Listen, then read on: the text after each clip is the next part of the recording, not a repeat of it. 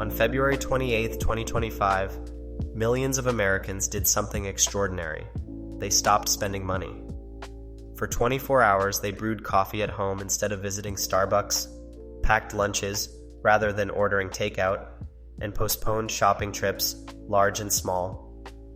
Social media exploded with posts tagged #economic blackout, showing empty shopping carts, homemade meals, and messages of solidarity.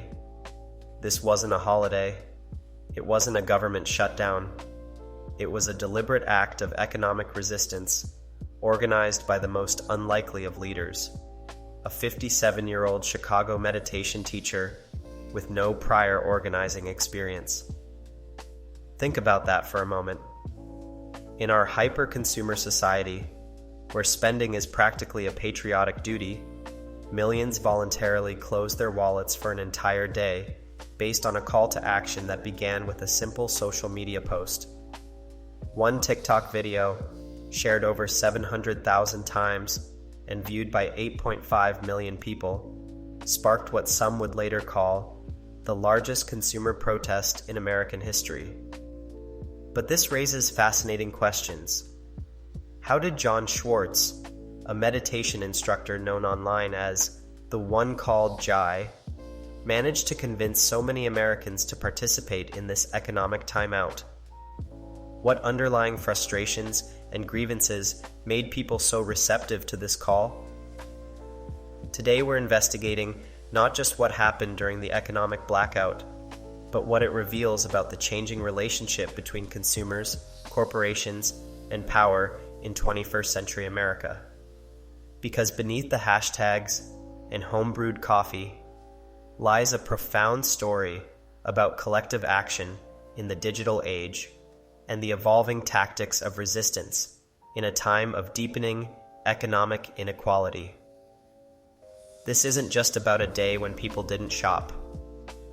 It's about whether ordinary Americans can reclaim power in an economy they increasingly believe doesn't work for them.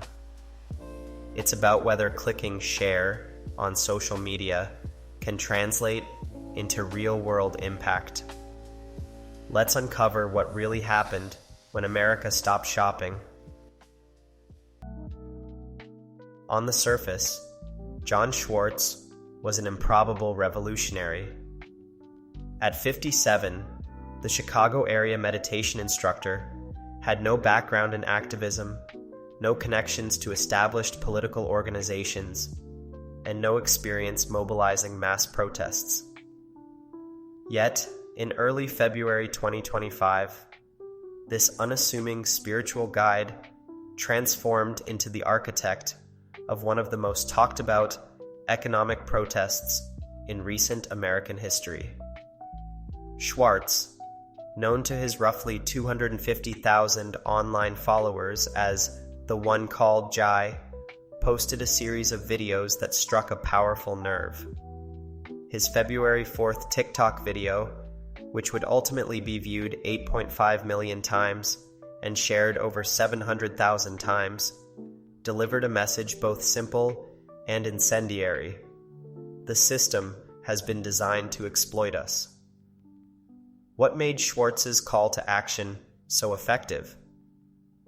Unlike typical political rhetoric, he framed the economic blackout not as left versus right, but as everyday people versus powerful elites. On February 28th, we are going to remind them who really holds the power, he declared, positioning the 24-hour spending pause as a warning shot to corporations that had treated Americans as an endless source of profit while paying minimal wages. In his viral videos, Schwarz methodically laid out a set of grievances that transcended traditional political boundaries: corporations keeping wages low, banks profiting off inflation, and politicians from both major parties prioritizing moneyed interests over citizens. We don't need to wait for an election. We don't need permission. We have power every single day through our wallets, Schwarz told his viewers. This message of immediate agency, that anyone could participate regardless of political affiliation, income level, or location, proved irresistible in a time when many felt powerless.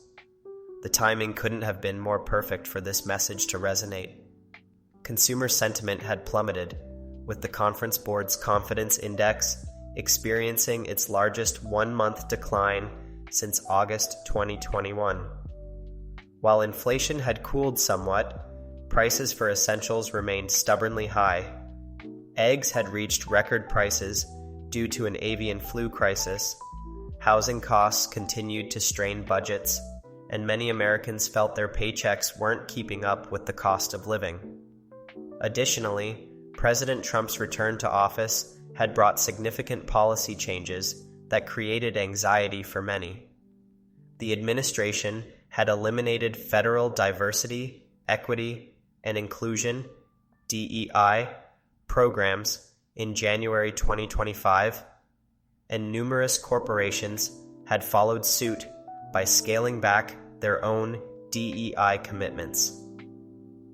Within weeks of Schwarz's initial videos, the idea of an economic blackout had escaped the confines of his follower count.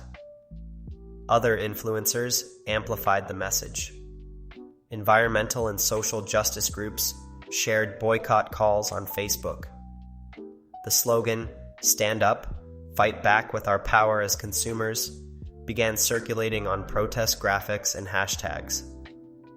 What's most remarkable about this viral spread is that Schwarz hadn't created anything new. The concept of consumer boycotts has existed for decades. Buy Nothing Day protests had been held on Black Friday since the 1990s. What Schwarz did was provide a spark that ignited pre-existing fuel. The accumulated frustrations of Americans who felt economically squeezed and politically ignored. The transformation of Schwarz from meditation teacher to movement leader wasn't without complications. His political views defied easy categorization. He supported progressive causes like Bernie Sanders, but also advocated for eliminating federal income tax and imposing congressional term limits. As February 28th approached, Schwarz formally established the People's Union USA as a politically independent, grassroots organization to coordinate the protest. Its mission was effectively to unionize working-class Americans across ideological lines for collective economic action. Through this entity, he encouraged participants not only to refrain from spending, but also, if possible, to skip work on February 28th, blending a consumer boycott with elements of a general strike. What began as a meditation teacher's social media post had evolved into something far larger, a nationwide movement that would soon test the power of coordinated consumer action in the digital age. Timing is everything in successful movements, and the economic blackout emerged at a moment when multiple forces aligned to create what we might call a perfect storm of consumer discontent. Let's look at the hard numbers first. By February 2025, economic indicators told a troubling story. The Conference Board's Consumer Confidence Index had just experienced its steepest one-month decline since August 2021. The University of Michigan Consumer Sentiment Index had also plummeted. When surveyed about why they felt less confident, many Americans specifically cited the Trump administration and its policies, alongside persistent inflation concerns. This wasn't just abstract economic anxiety. While overall inflation had moderated somewhat, prices for everyday essentials remained punishingly high. Egg prices had reached historic levels due to an avian flu outbreak. Housing costs continued to strain household budgets. For millions of Americans, each trip to the grocery store served as a reminder that their paychecks weren't stretching as far as they once did. The political climate added another combustible element. President Trump's return to office in January 2025 had brought swift and significant policy changes. The administration moved quickly to eliminate federal diversity, equity, and inclusion programs, a decision that signaled a dramatic shift in national priorities. What made this policy change particularly inflammatory was how rapidly corporate America followed suit. Major retailers like Target and Walmart began scaling back their own DEI initiatives, moves that many consumers viewed as a betrayal of commitments made in the wake of 2020's racial justice movements. This corporate retreat from diversity commitments became a rallying point, especially for Black consumers and others who had celebrated these programs as signs of progress. The Reverend Al Sharpton's National Action Network had already announced plans to target companies abandoning their DEI pledges. But perhaps most revealing was what polling data showed about American consumers even before the economic blackout was conceived.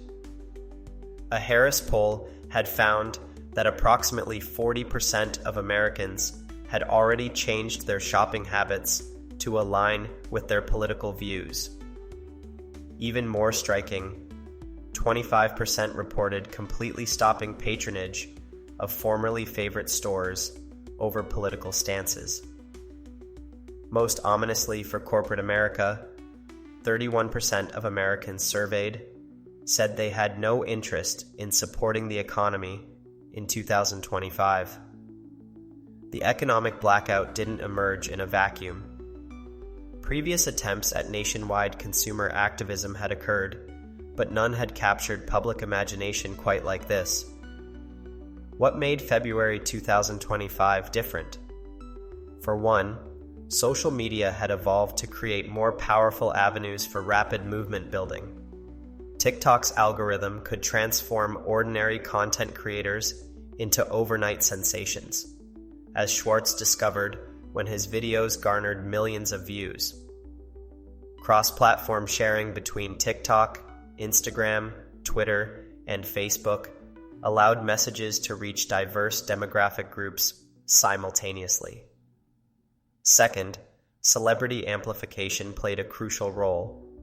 When best-selling author Stephen King told his millions of followers, "Don't buy stuff on February 28th, money's the only thing these dicks understand," he lent mainstream credibility to what might otherwise have remained a fringe idea.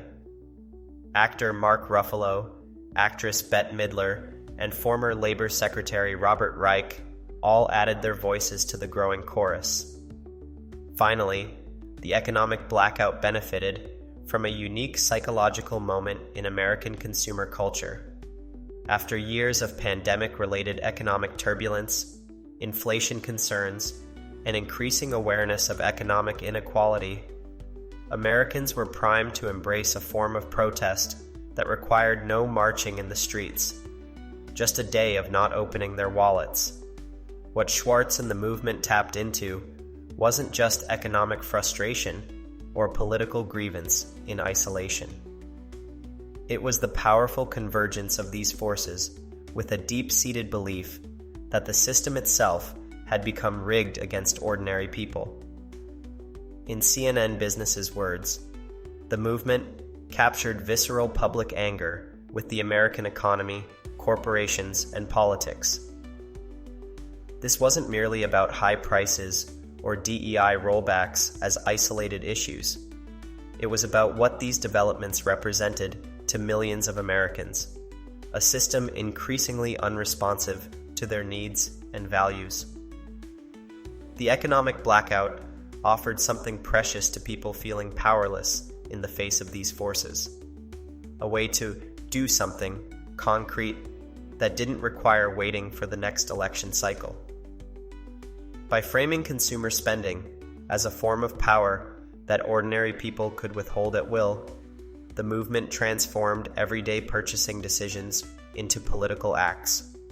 February 2025 proved to be the exact moment when economic conditions, political developments, corporate decisions, and social media mechanics aligned to create not just the possibility of a mass consumer protest, but its necessity in the eyes of millions. The beauty of the economic blackout lay in its simplicity. Unlike traditional protests requiring physical presence at a specific location, this movement asked participants to do something remarkably straightforward: nothing. For 24 hours, from midnight to midnight on February 28th, Americans were asked to refrain from spending money. This elegantly simple action plan made the protest accessible to virtually anyone. You didn't need to live near a major city, take time off work, make a sign, or risk arrest.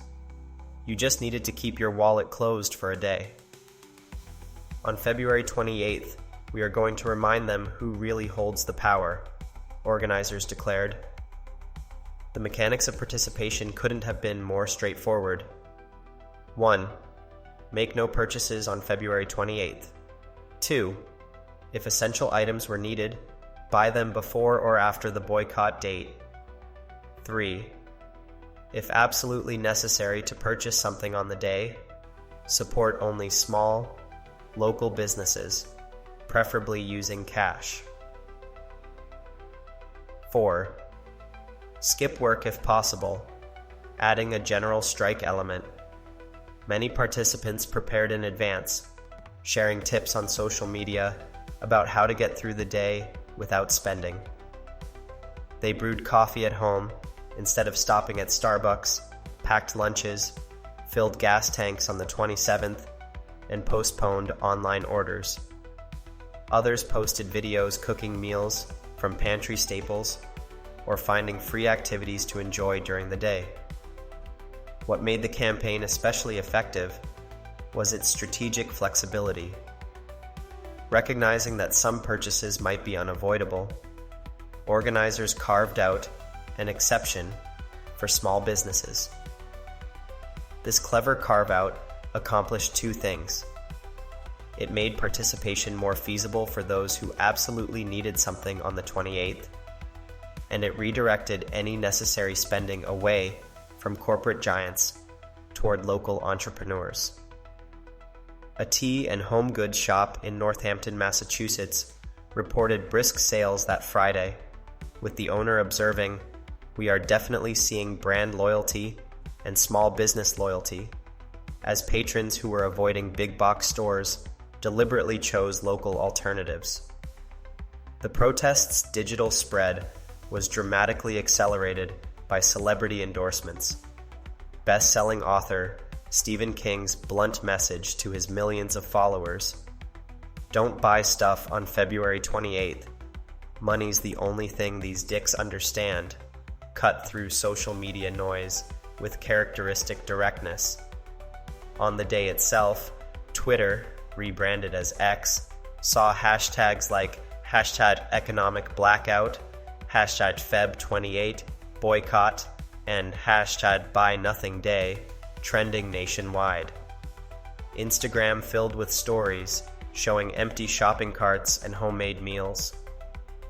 TikTok exploded with short videos demonstrating creative ways people kept busy without spending, including comedic skits about resisting the temptation to shop. A fascinating aspect of the movement was its intentional political ambiguity. While the boycott clearly drew stronger participation from the political left, especially those angered by DEI rollbacks, organizers carefully framed it as a nonpartisan action. The protest's low barrier to entry proved crucial to its viral spread. Unlike sustained boycotts that require ongoing sacrifice or street demonstrations that demand physical presence, the economic blackout asked for just 24 hours of modified behavior. As the day unfolded, social media became the virtual gathering space for the movement. Participants posted supportive messages, shared their experiences, and updated followers on their progress. Hour 6, haven't spent a penny yet. Or, realizing how often I impulse buy coffee. This blackout is an eye-opener.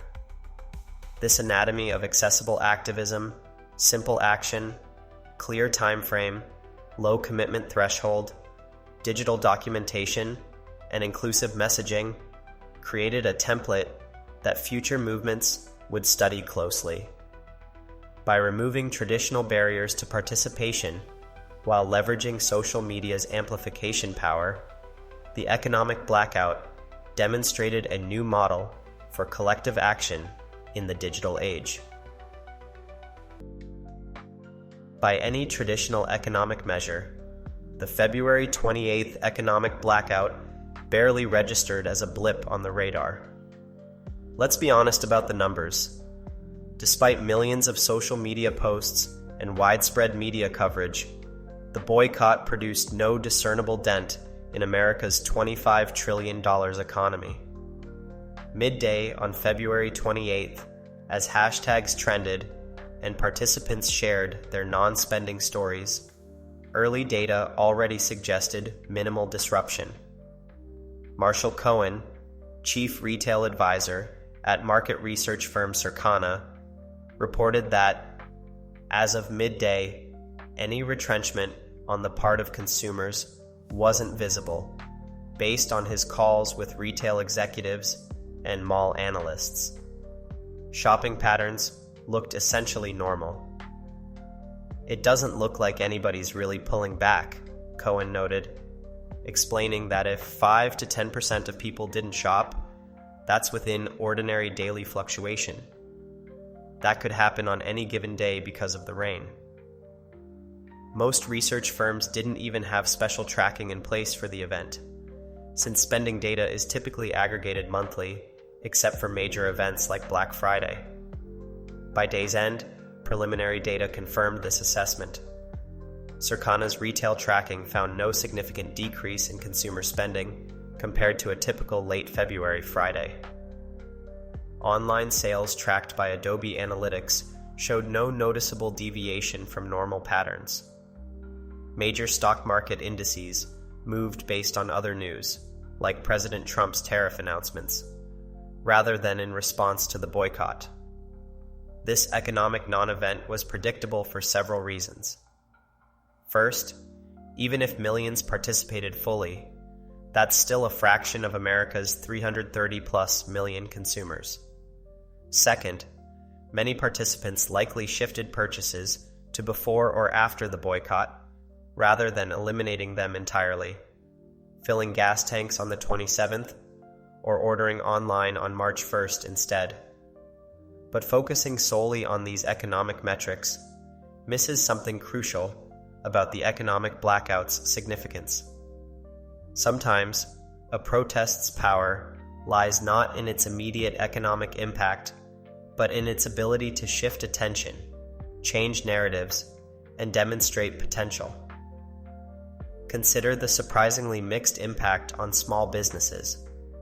While the boycott targeted corporate giants, some local shops reported unusually strong sales that day.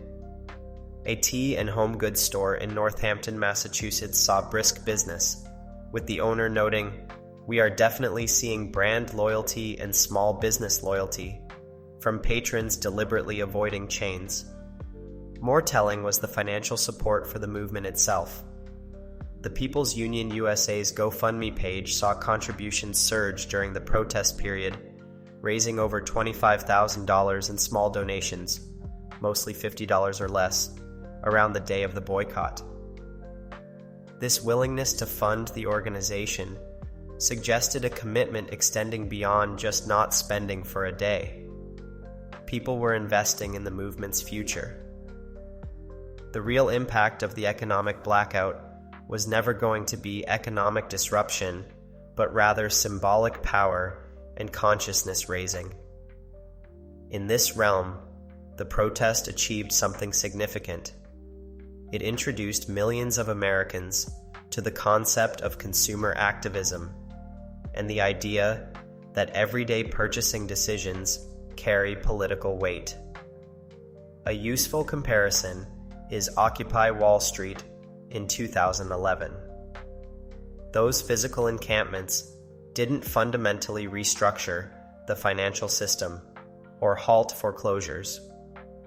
Most protesters eventually went home without concrete policy wins. Yet, Occupy profoundly changed American political discourse. "We are the 99% entered the lexicon. Wealth inequality became a mainstream talking point, and policies like increased minimum wages gained momentum in the years that followed. Similarly, the economic blackout's real achievement was demonstrating the potential for coordinated consumer action in the digital age. It showed that millions of Americans could be rapidly mobilized around economic grievances without traditional organizing infrastructure. It illustrated how personal financial decisions could be politicized and collectivized through social media. This symbolic impact manifested in tangible ways. The protest generated extensive media coverage, forcing discussion of issues like corporate responsibility, economic inequality, and consumer power onto news programs and into editorial pages.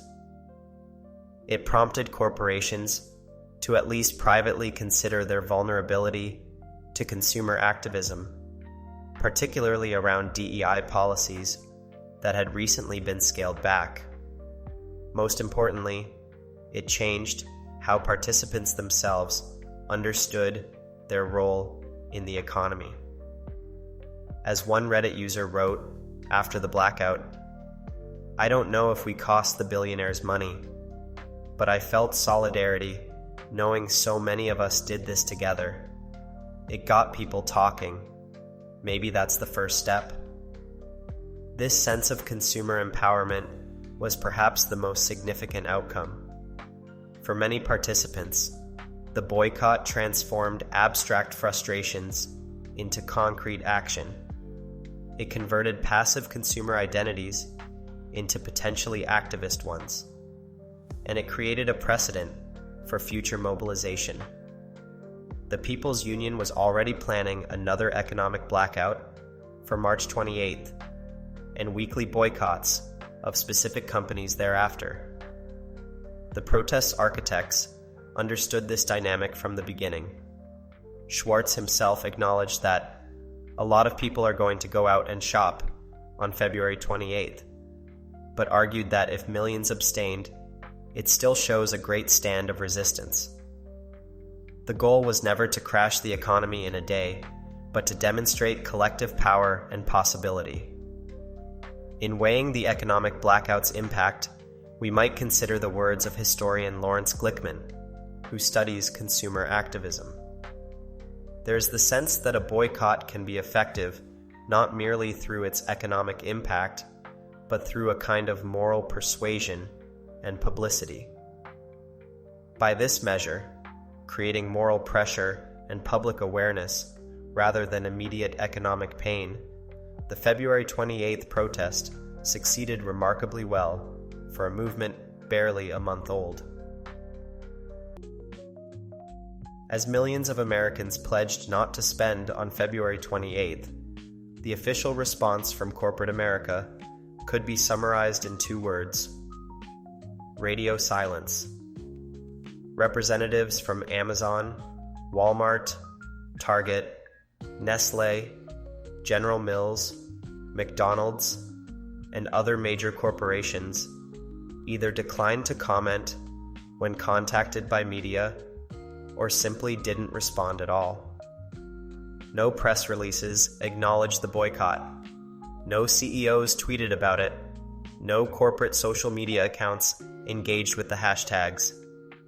This strategy of complete non-engagement is straight from the corporate crisis management playbook. Don't dignify potential threats with attention. Avoid amplifying opponents' messages, and wait for the news cycle to move on. Behind closed doors, however, we can be certain that boardrooms and executive suites were buzzing with strategy discussions.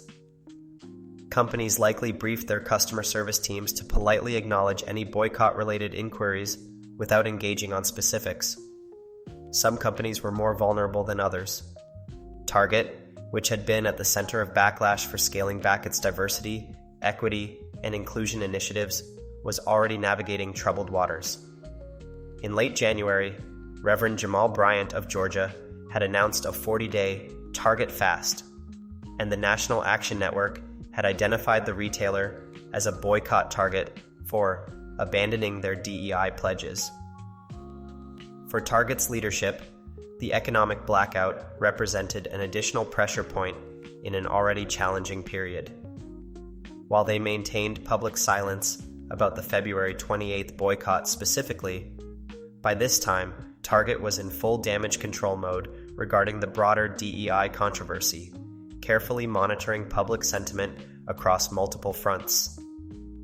Other corporations navigated the day with subtle pivots in their existing communication strategies. Rather than acknowledging the boycott directly, some companies coincidentally highlighted positive community initiatives or employee benefits in their regular communications that week. A particularly intriguing development came on the afternoon of February 28th itself, when the New York Times published a piece revealing that John Schwarz had a past criminal record, a 2007 conviction related to disseminating voyeuristic material, which he hadn't disclosed on the People's Union website. The timing of this revelation raised eyebrows among some observers. Was it merely coincidental investigative reporting, or had corporate interests helped surface this information to discredit the movement's leader? While there's no evidence of direct corporate involvement in the story, the business world certainly benefited from this narrative shift, as discussion partially pivoted from economic justice to questions about Schwartz's background. In the weeks following February 28th, we saw corporations take subtle actions that suggested they had indeed been paying attention, despite their public silence. Some companies quietly increased their charitable giving to causes benefiting marginalized communities, moves seen by cynics as mere PR, but by optimists as evidence the boycott had an effect. What's most revealing about the corporate response is what didn't happen. No emergency price cuts, no public recommitment to abandoned DEI initiatives, no CEO statements acknowledging consumer concerns.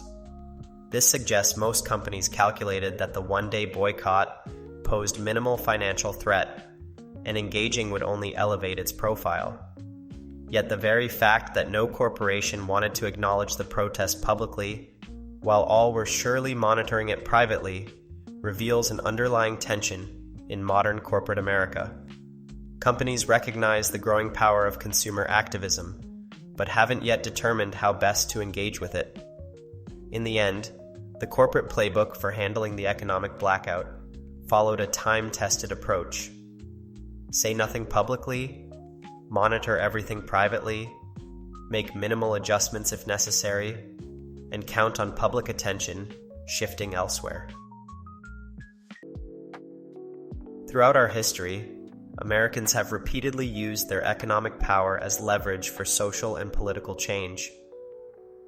The most effective example may be the Montgomery bus boycott of 1955-56. For 381 days, Black residents of Montgomery, Alabama, refused to ride city buses to protest segregated seating. Instead of a single day of action, participants sustained their boycott for over a year, walking miles to work or organizing elaborate carpools. Bus company revenues plummeted by 65%. The city's downtown merchants suffered as Black shoppers stayed away.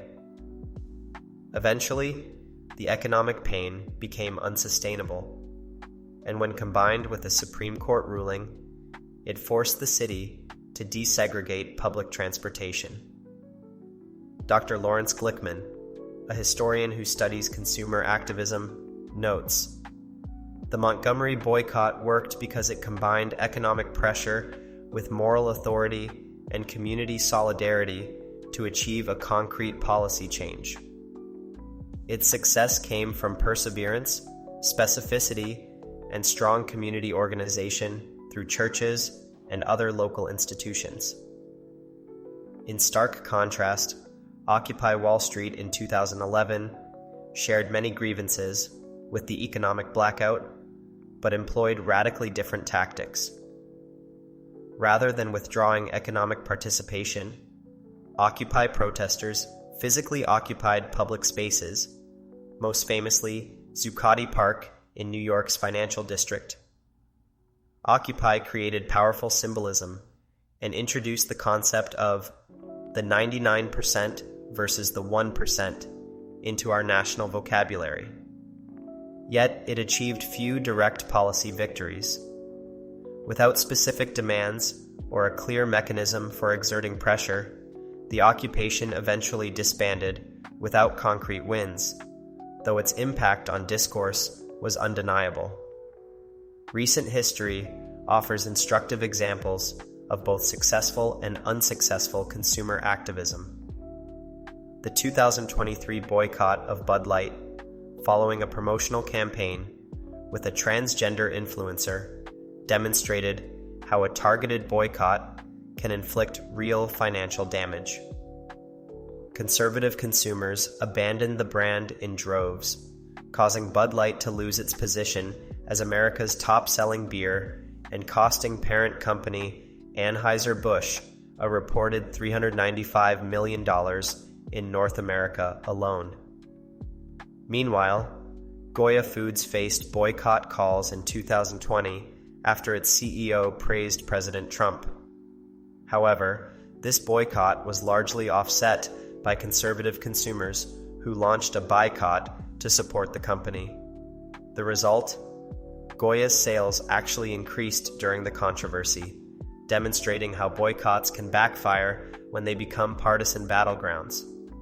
Professor Young Ho of the University of Virginia points to several factors. Effective boycotts typically have clear, achievable demands, sustained pressure over time, and the ability to cause meaningful economic pain to a specific target. By these standards, the single-day, broad-focus economic blackout seems designed more for awareness-raising than forcing immediate change. Northwestern University's Anna Tuchman noted the boycott might make a dent in daily retail sales but won't be sustainable, highlighting the difference between short-term symbolic actions and the sustained pressure required for tangible results. Yet, the economic blackout represents something genuinely new in the American protest tradition. Unlike the Montgomery boycott, which required physical community infrastructure and face-to-face organization, the 2025 protest mobilized millions with remarkable speed through digital networks. Unlike Occupy, which demanded physical presence and risk-taking, the economic blackout allowed participation from home. Cornell University historian Lawrence Glickman observes, "There's the sense that a boycott can be effective, not merely through its economic impact, but through a kind of moral persuasion and publicity." By this measure, the economic blackout succeeded in demonstrating the potential for rapid, large-scale consumer mobilization. It's also worth noting that around the same time, several Southeast European countries saw retail boycotts over skyrocketing prices, particularly for food and fuel. In Croatia, for example, consumers boycotted certain supermarkets in January 2025 to protest price gouging after Euro adoption. These global examples underscore that consumer boycotts remain a relevant tactic worldwide when economic conditions deteriorate. Perhaps the most apt historical comparison is to the Buy Nothing Day protests that activists have promoted since the 1990s, urging people to abstain from shopping on Black Friday. The economic blackout essentially repackaged this concept with explicit political messaging and leveraged social media to achieve unprecedented scale. What's clear from historical context is that a single day of reduced spending was never going to reshape the American economy. The Montgomery boycott required 381 days of sustained sacrifice. The successful Bud Light boycott persisted for months. Real economic change demands persistent pressure, not one-day statements. However, if we view the February 28th action not as a standalone event, but as the starting point for a broader movement, as organizers intended with their plans for monthly boycotts and targeted corporate campaigns, its historical significance may still be unfolding. The People's Union's announcement of another economic blackout on March 28th and weekly boycotts of specific companies thereafter suggests they understood the historical lesson that sustained pressure, not symbolic gestures, creates change.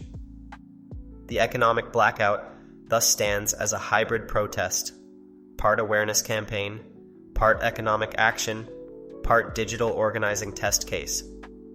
It borrowed elements from historical precedents while leveraging new technologies to create something distinctly of our moment. A digitally coordinated, broad-based consumer action that traded immediate impact for maximum participation. The economic blackout of February 28th was never meant to be a one-time event. Even as media coverage focused on the immediate impact, or lack thereof, of the single-day boycott, John Schwarz and the People's Union were already laying groundwork for a sustained campaign. Their announced plans included another economic blackout on March 28th, followed by rotating week-long boycotts targeting specific companies like Amazon, Walmart, and Nestle. This strategy shift reveals an understanding of historical lessons. While one-day symbolic actions generate awareness, sustained economic pressure is required for concrete change. The question now is whether a movement born through viral social media can maintain momentum beyond its initial explosion of interest.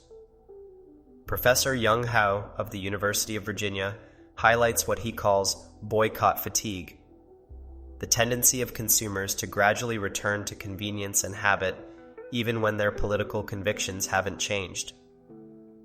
Most people won't inconvenience themselves for long or often in the name of a cause, he explains, which caps the potential of prolonged boycotts. We've seen this pattern repeatedly with digital activism. Movements can rapidly gather millions of supporters online, but struggle to translate that into sustained action in the physical world. The Ice Bucket Challenge for ALS raised incredible awareness and funds, but eventually faded. Kony 2012 generated unprecedented viral attention before collapsing almost as quickly as it emerged. Yet there are reasons to believe consumer activism might prove more durable than other forms of digital mobilization. Unlike abstract political causes, consumer choices are actions people take every day. The economic blackout didn't ask participants to understand complex policy issues. It simply reframed daily purchasing decisions as political acts. Data suggests this reframing was already underway before February 28th. A Harris poll found approximately 40% of Americans had changed their shopping habits to align with political views, while 25% reported completely abandoning favorite stores over political stances. As John Gerzema, CEO of Harris Poll, observed, some Americans are choosing to opt out of consumption altogether to avoid partisan entanglement, what he calls laissez-faire consumerism. This trend crosses political lines, though with different triggers.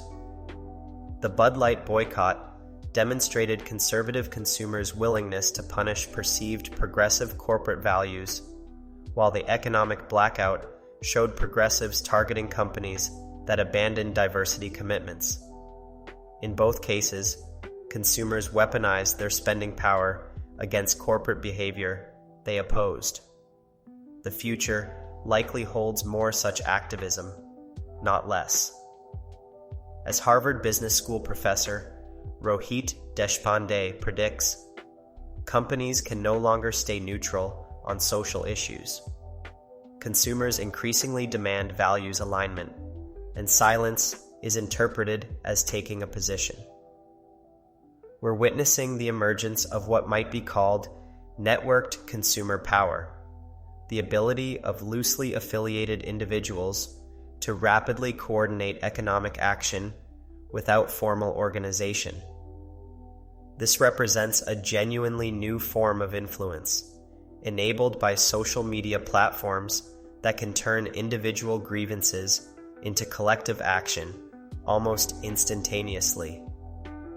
The most significant impact of the economic blackout may not be on any specific corporation or policy, but on how Americans understand their relationship to the marketplace. For millions who participated, even partially, the protest transformed routine transactions from purely economic acts into potential political statements. Already, some activists propose coordinated mortgage payment pauses, student loan strikes, or mass withdrawals from certain banks as potential pressure tactics. Furthermore, the line between consumer activism and labor activism is blurring. What's certain is that corporations are watching these developments closely. After the February 28th boycott, many companies quietly increased monitoring of consumer sentiment and potential boycott risks. Some established dedicated teams to track social media for early warning signs of consumer mobilization. The full impact of the economic blackout may not be immediately visible in quarterly earnings reports or policy changes. Instead, its legacy may be a subtle but significant shift in power dynamics between corporations and consumers. For the millions who participated in the February 28th protest, something fundamental changed. The realization that their everyday economic choices represent a form of power that can be collectively wielded. As one participant reflected on Reddit, "I don't know if we cost the billionaires money, but I felt solidarity knowing so many of us did this together. It got people talking. Maybe that's the first step." That first step, from passive consumer to active participant in economic resistance, may ultimately prove more consequential than any immediate impact on corporate balance sheets or policy changes. The economic blackout demonstrated that in an age of digital networks, consumer power can be mobilized at unprecedented speed and scale. Whether this potential translates into lasting change or fades into social media history will depend on how organizers address the fundamental challenge of all modern movements: converting viral moments into sustained commitment. But regardless of what follows, February 28th, 2025, marked the moment when millions of Americans discovered that in their wallets and purses, they held not just the means to purchase, but the power to protest. The February 28th, 2025 economic blackout represents a fascinating case study in how modern protest movements evolve. What began as a meditation teacher's TikTok video transformed into a nationwide consumer action that captured America's attention, if not its economy. While the immediate economic impact proved minimal, the protest successfully demonstrated the potential for rapid mobilization of consumer power in the digital age. We've examined how this unlikely movement emerged at the perfect moment, when economic frustration, political grievances, and social media mechanics converged. We've seen how its simple structure and low barriers to entry enabled widespread participation. We've analyzed the corporate response of strategic silence, coupled with behind-the-scenes monitoring. And we've placed this protest within the historical context of economic activism in America. What remains unclear is whether this movement represents a fleeting moment of digital solidarity or the beginning of a more sustained challenge to corporate power. As consumers increasingly view their purchases through a political lens, and as digital tools make coordination easier than ever, the balance of power between corporations and consumers appears to be shifting in subtle but significant ways.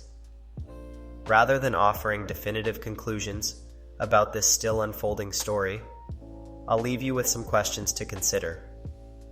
1.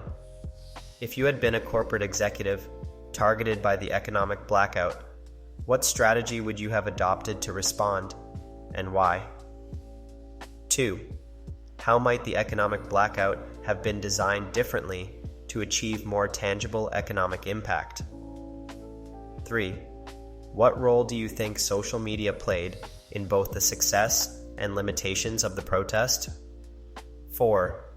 Can consumer activism, like the economic blackout, create lasting change, or must it be paired with other forms of political action? 5. How would you evaluate whether the economic blackout was ultimately a success or failure?